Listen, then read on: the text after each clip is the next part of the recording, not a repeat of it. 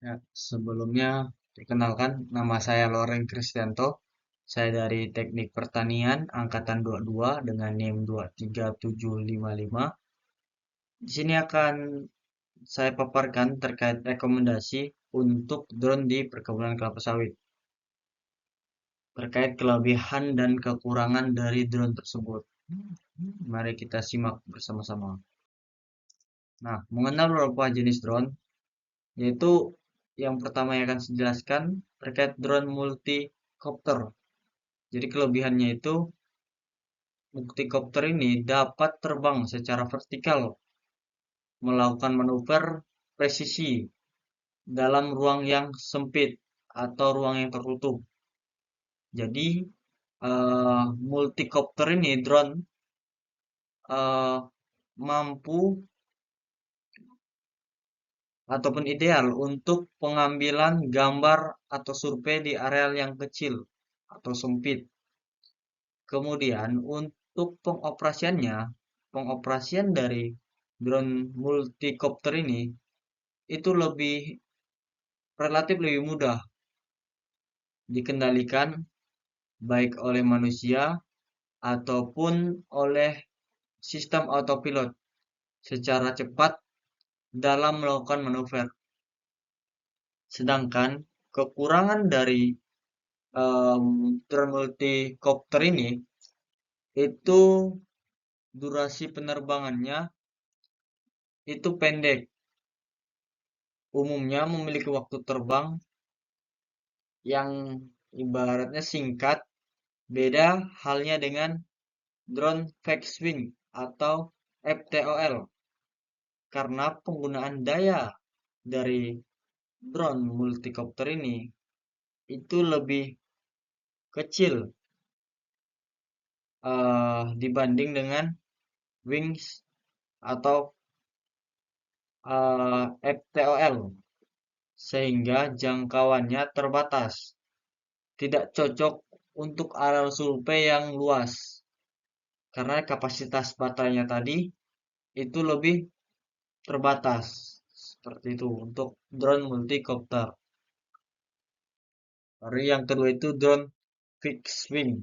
Jadi kelebihan dari drone fixed wing ini itu jarak tempuh dan durasi penerbangannya itu relatif lebih jauh dan lama.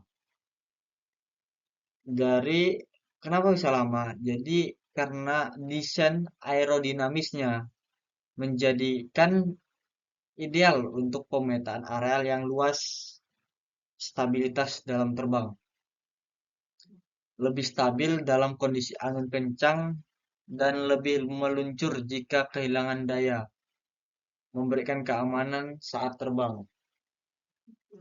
Di drone fixed wing ini ada beberapa kelebihan, yaitu jarak tempuh dan durasi penerbangan yang sangat lama. Jadi uh, drone fixed wing ini cocok digunakan di areal yang akan kita petakan skalanya luas, seperti itu.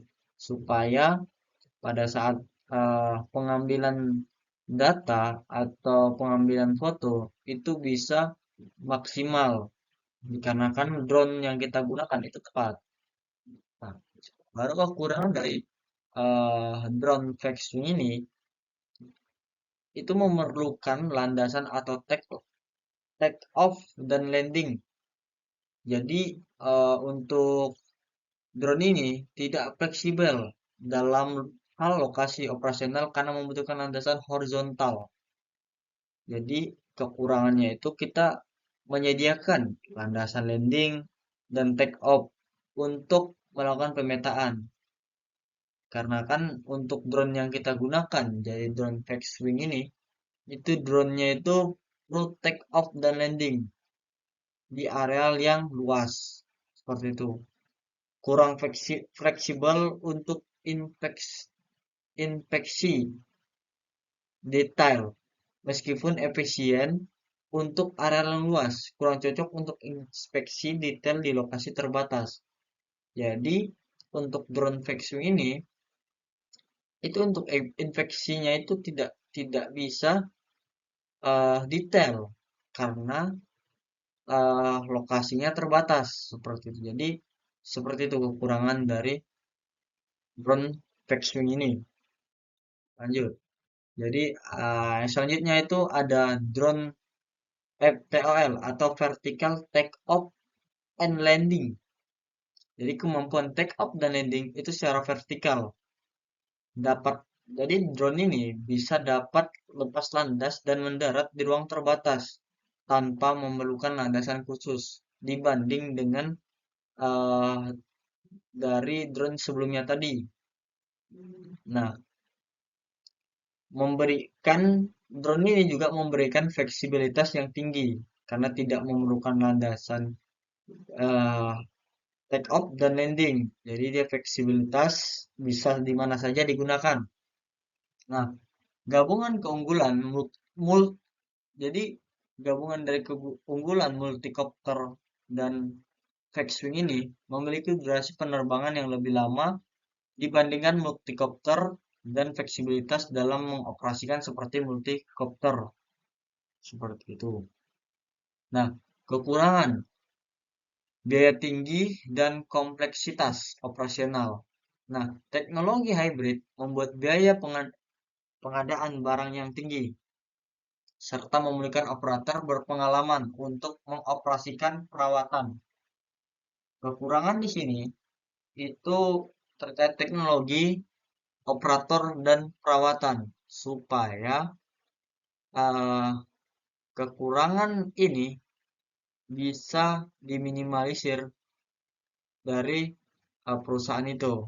Jadi supaya nanti pada saat eh, pengambilan keputusan untuk membeli alat, perusahaan bisa mempertimbangkan kekurangan-kekurangan dari drone ini terkait teknologi, pengalaman, peraturan berpengalaman, dan perawatannya. Seperti itu. Nah, daya tahan terbang lebih pendek dibanding fixed wing. Meskipun lebih pendek dari multicopter, masih masih tidak seefisien fixed wing dalam hal durasi penerbangan. Nah, itu juga kekurangan dari down down vertical take off and landing ini. Itu. Nah, drone buat kelapa sawit yaitu drone uh, vertical take off and landing. Jadi FTA ini dapat lepas landas dan mendarat secara vertikal, sehingga dapat digunakan di areal yang terbatas dan beragam, seperti perkebunan kelapa sawit yang sering memiliki medan yang bervariasi. Hal ini memungkinkan pemantauan di lokasi yang sulit dijangkauan tanpa memerlukan landasan pacu. Jadi drone FTOL ini seperti info info VTOL 2F F2 dilengkapi dengan kamera resolusi tinggi yang efektif untuk melakukan pemetaan lahan dan menghitung jumlah tanaman kelapa sawit dengan akurat.